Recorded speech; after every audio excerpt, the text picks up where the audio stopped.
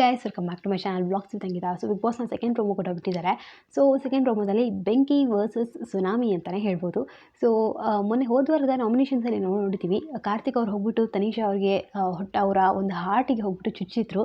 So ನಿನ್ನೆ ಅದಕ್ಕೆ ಅಂದರೆ ಇವತ್ತಿನ ಎಪಿಸೋಡಲ್ಲಿ ತೋರಿಸ್ತಾರೆ. ತನಿಷಾ ಅವರು ಕೂಡ ಅಷ್ಟೇ ಬೆಂಕಿಗೆ ಹಾಕ್ತಾರೆ ಕಾರ್ತಿಕ್ ಅವ್ರನ್ನ. ಸೊ ಇಬ್ಬರ ಮಧ್ಯಕ್ಕೆ ಒಂಥರ ಅದರ ಯುದ್ಧ ಸ್ಟಾರ್ಟ್ ಆಗಿದೆ ಅಂತ ಹೇಳ್ಬೋದು. ಇನ್ನೇನು ಮುಗಿಯೋಕೆ ಬಂತು ಬಿಗ್ ಬಾಸ್, ಆದರೂ ಕೂಡ ಜಗಳಗಳು ಇನ್ನೂ ನಡೀತಾ ಇದೆ. ಸೊ ನೋಡೋಣ ಇನ್ನು ಯಾವಾಗ ನಿಲ್ಲಿಸ್ತಾರೆ ಏನು ಇವರು ಅಂತ. ಸೊ ಇವತ್ತು ಬಿಗ್ ಬಾಸ್ ಒಂದು ಟಾಸ್ಕ್ ಕೊಟ್ಟಿದ್ದಾರೆ. ಸೊ ಬಿಗ್ ಬಾಸ್ ಅವರು ಕೂಡ ಅಷ್ಟೇ ಬೆಂಕಿ ಹಚ್ಚೋಕ್ಕೋಸ್ಕರನೇ ಈ ಥರ ಎಲ್ಲ ಟಾಸ್ಕ್ ಕೊಡೋದು ಅಂತ ಅನಿಸುತ್ತೆ.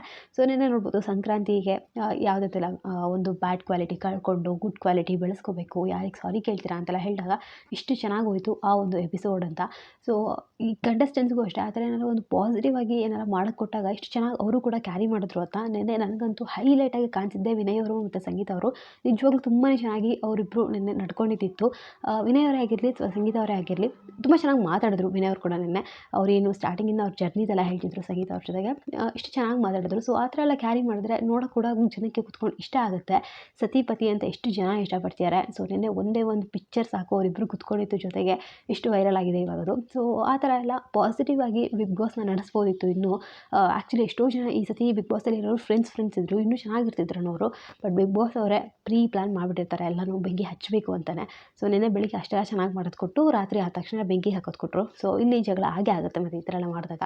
ಸೊ ಇವಾಗೂ ಅಷ್ಟೇ ನೋಡ್ಬೋದು ಯಾರ ಒಂದು ಮೂವಿ ಫ್ಲಾಪ್ ಆಗುತ್ತೆ ಈ ಥರ ಕೊಟ್ಟಿದ್ದಾರೆ, ಯಾರ ಕತೆ ಫ್ಲಾಪ್ ಆಗುತ್ತೆ ಅಂತ. ಸೊ ಇಲ್ಲಿ ವಿನಯ್ ಅವರು ಪ್ರತಾಪ್ ಅವ್ರನ್ನ ಹೇಳ್ತಿದ್ದಾರೆ.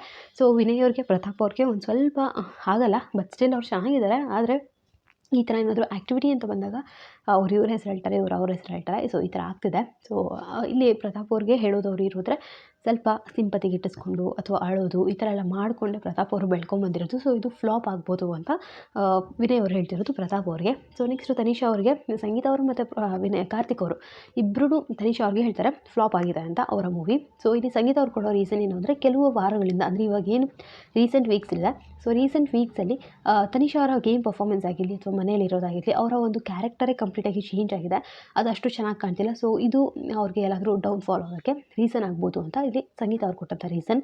ಸೊ ಇಲ್ಲಿ ಕಾರ್ತಿಕ್ ಅವ್ರದ್ದು ಆ್ಯಕ್ಚುಲಿ ಶಾಕಿಂಗ್ ಇರೋದು. ಸಂಗೀತ ಅವ್ರದ್ದು ಕೂಡ ಎಕ್ಸ್ಪೆಕ್ಟ್ ಮಾಡ್ಬೋದಿತ್ತು, ಯಾಕಂದರೆ ತನಿಷಾ ಅವ್ರದ್ದು ಡೌನ್ಫಾಲ್ ಆಗಿದ್ದಂತೂ ನಿಜನೇ. ಸೊ ಅದು ಓಕೆ ಅಂತ ಅನ್ನಿಸ್ತು. ಬಟ್ ಕಾರ್ತಿಕ್ ಅವರು ಇಲ್ಲಿ ಹೇಳ್ತಾರೆ ಬಂದುಬಿಟ್ಟು, ನನಗನ್ಸಿದ್ದು ನಿನ್ನೆ ನಾಮಿನೇಷನ್ಸ್ ಆಗಿದೆ, ನಾಮಿನೇಷನ್ಸಲ್ಲಿ ಇವರು ತನಿಷಾ ಅವರು ಕಾರ್ತಿಕ್ ಅವ್ರನ್ನ ನಾಮಿನೇಟ್ ಮಾಡಿದ್ದಾರೆ. ಸೊ ಆ ಕಾರಣದಿಂದ ಕೋಪದಲ್ಲಿ ಹೇಳಿದ್ದಾರೆ ಇವರು ಅಷ್ಟೇ. ಬೆಂಕಿ ಎಷ್ಟೇ ಇದ್ರೂ ಅಷ್ಟೇ ಸುನಾಮಿ ಬಂದ ತಕ್ಷಣ ಯಾವ ಬೆಂಕಿನೂ ಉಳಿಯಲ್ಲ ಅಂತ ಟಾಂಟ್ ಕೊಡೋ ಥರ ಮಾತಾಡ್ತಾರೆ. ಸೊ ಕಾರ್ತಿಕ್ ಅವ್ರು ಏನು ಅಂದರೆ ಅವ್ರಿಗೆ ಗೊತ್ತಾಗಲ್ಲ ಅವ್ರು ಏನು ಮಾತಾಡ್ತಿರ್ತಾರೆ ಅಂತ ಮಾತಾಡ್ಬಿಡ್ತಾರೆ ಆ ಟೈಮಲ್ಲಿ. ಸೊ ಆಮೇಲೆ ಕೂತ್ಕೊಂಡಕ್ಕೆ ರಿಗ್ರೆಟ್ ಫೀಲ್ ಕೂಡ ಮಾಡ್ತಾರೆ.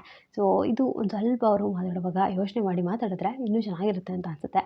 ಇವಾಗ ಅವ್ರ ಫ್ಯಾನ್ಸಿಗೆಲ್ಲ ನೋಡಿದಾಗ ಖಂಡಿತವಾಗ್ಲೂ ಮಾಸ್ ಡೈಲಾಗ್ ಅಂತ ಹೇಳಿ ಖುಷಿ ಪಡೋದು ನಿಜಾನೇ. ಬಟ್ ಅದು ಮುಂದೆ ಅವರಿಗೆ ಎಲ್ಲಾದರೂ ಒಂದು ಕಡೆ ಪ್ರಾಬ್ಲಮ್ ಆಗ್ಬೋದು.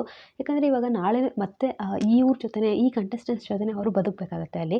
ಸೊ ಈ ಥರ ಎಲ್ಲ ಮಾತಾಡಿದಾಗ ಯಾರೂ ಇವಾಗ ಹೋಗ್ಬಿಟ್ಟು ರೆಸ್ಪಾಂಡ್ ಮಾಡಲ್ಲ. ಈಗ ತನಿಷಾ ಅವ್ರು ಏನಾದರೂ ಅನಿಸ್ಕೊಂಡ್ಮೇಲೆ ಕಾರ್ತಿಕ್ ಅವ್ರ ಜೊತೆನೇ ಖಂಡಿತವಾಗ್ಲೂ ಹೋಗಿ ಕೂತ್ಕೊಳ್ಳಲ್ಲ ಅವರು. ಸೊ ಇವಾಗ ಕಾರ್ತಿಕ್ ಅವರಿಗೆ ಯಾವುದೇ ಥರದ ಎಮೋಷ್ನಲ್ ಸಪೋರ್ಟ್ ಬೇಕು ಅಂತಂದಾಗ ಯಾರೂ ಇರಲ್ಲ ಆ ಟೈಮಲ್ಲಿ.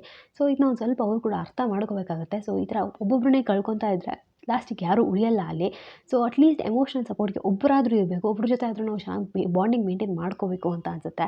ಸೊ ನೋಡೋಣ ಇನ್ನೂ ಏನೇನು ಮಾಡ್ತಾರೆ ಎಪಿಸೋಡಲ್ಲಿ ಅಂತ. ಯಾಕಂದರೆ ಇವಾಗ ಹಳೆ ಕಂಟೆಸ್ಟೆಂಟ್ಸ್ ಕೂಡ ಬರ್ತಿದ್ದಾರೆ, ಮತ್ತು ಅದೊಂದು ಸ್ವಲ್ಪ ರಿಯೂನಿಯನ್ ಆಗುತ್ತೆ, ಖುಷಿ ಎಂದು ಇದ್ದೇ ಇರುತ್ತೆ ಮನೇಲಿ. ಸೊ ಹೇಗೆ ಆಗುತ್ತೆ ಏನು ಅಂತೆಲ್ಲ ಇವತ್ತಿನ ಎಪಿಸೋಡಲ್ಲಿ ನೋಡ್ಬೋದು. ಇವತ್ತಿನ ಎಪಿಸೋಡ್ ಮಾತ್ರ ಸಕ್ಕತ್ತಾಗಿರುತ್ತೆ ಅಂತ ನಂಗೆ ಅನಿಸ್ತಾ ಇದೆ. ಸೊ ನೋಡೋಣ ಏನೇನಾಗುತ್ತೆ.